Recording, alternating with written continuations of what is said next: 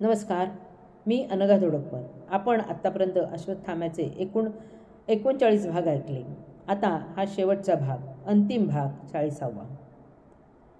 अश्वत्थामा पुढे म्हणाला, तुझ्याच भगवद्गीतेच्या पुण्यवचनाच्या आधारे मानव धर्माचा प्रसार आणि प्रचार करून हे कलियुग कृतयुगात सत्ययुगात परावर्तित करून दाखवायचं आहे. निदान कलियुगातील मानवजात नक्की वाचेल. चिरंजीवातील मी प्रथम ना, तर हे कार्य मी नाही तर कोणी करायचं? शिवाय चिरंजीवाचा एक खांब निखळेल. षष्ठ चिरंजीव ऐकायला कसं वाटेल सांग? अश्वत्थाम्याकडे धीर गंभीरपणे रोखून पाहत कृष्ण म्हणाला, तू आजही स्वतःला द्वापारयुगातला भोळा बाबळा द्रोणपुत्र अश्वत्थामा समजतोस का? कोणतं वरदान मागतो आहेस याचं भान आहे का? कलियुग जिवंत ठेवण्यासाठी हेच चिरंजीवित्व अपेक्षित आहे. म्हणजेच चिरंजीवत्वाचे सर्व भोग, मस्तकावरची बळबळणारी जखम, तेला तुपासाठी वणवण, हे सर्व या पापी युगी मानवासाठी का? मला शापमुक्ती पापमुक्ती स्वर्गही नकोय. मला हवंय फक्त बळ. मानवजातीचं कल्याण करायचे. तुझ्या वरदहस्तानं संपूर्ण मानवजातीला अधर्मापासून वाचवण्यासाठी, त्यांच्या यातना कमी करण्यासाठी. मला माहीत आहे देवा, तुझी कालचक्राची तबकडी अटळ आहे, पण माझ्यासाठी एवढे तर तू करू शकतोस ना कृष्णा? होय, कारण माझ्या क्रौर्याची पापाची अनुभूती घेतली ना देवा.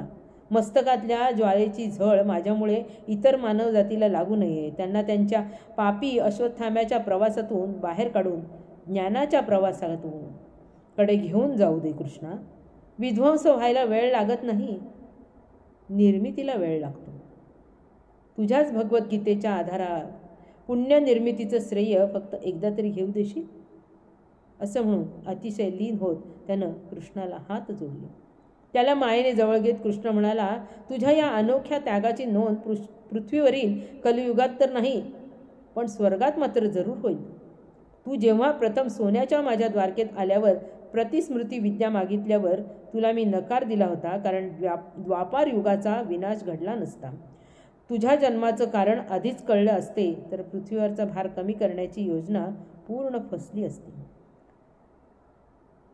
देव अंश असलेल्या कौरव पांडवांना सुद्धा आपलं पृथ्वीवर नक्की काय कार्य आहे हे त्यांना माहीत सुद्धा नव्हतं. जाणत होते फक्त दोघेच, एक बृहस्पती म्हणजे तुझे तात आचार्य द्रोणाचार्य आणि 8वा वसू भीष्माचार्य.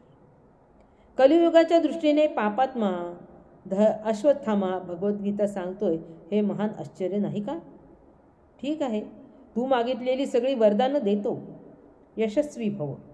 मित्रा, तू या पृथ्वीवरच शोभून दिसतोस, पण जर गीता धर्मोपदेशानं मानवात सुधारणा झाली नाही तर द्वापार युगात जसा मानवाचा सर्वनाश केलास तसाच सर्वनाश कलियुगातही करण्याची शक्ती तुला देतो. ते पाप नसेल तर पुण्य असेल. तथास्तु. अश्वत्थामा विनम्रपणे हात जोडून म्हणाला, या मस्तकावरची भळबळ जेव्हा थांबेल तेव्हा कलियुगाचा अंत जरूर होईल, पण ती थांबू देणार नाही. अश्वत्थाम्याला आलिंगन देऊन कस्तुरीच्या दैवी सुगंधाबरोबर स्वतःचं उत्तरीय त्याच्या खांद्यावर ठेवून प्रसन्नपणे कृष्ण स्वर्गाकडे निघून गेला. हिमालयात महर्षी व्यास प्रसन्न हसून म्हणाले, गोविंदाय नमो नमः केदारेश्वर दर्शनम.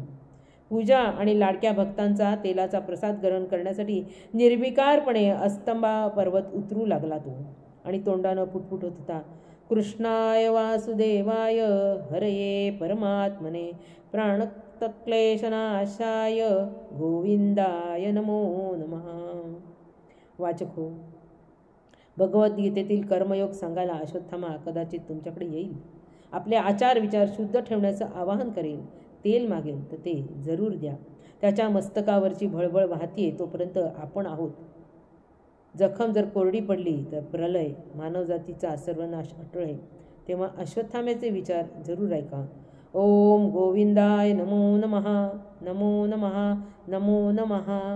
रसिक हो, नर्मदा परिक्रमेला गेले असताना अश्वत्थाम्याचं अचानक दर्शन घडलेलं मी स्वतः अनुभवलेलं आहे. तेव्हा अश्वत्थामा नक्की जिवंत आहे.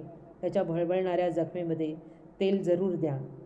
ओम गोविंदाय नमो नमः नमो नमः. आपणास ही मालिका नक्की आवडली असेल याबद्दल मला खात्री आहे. धन्यवाद.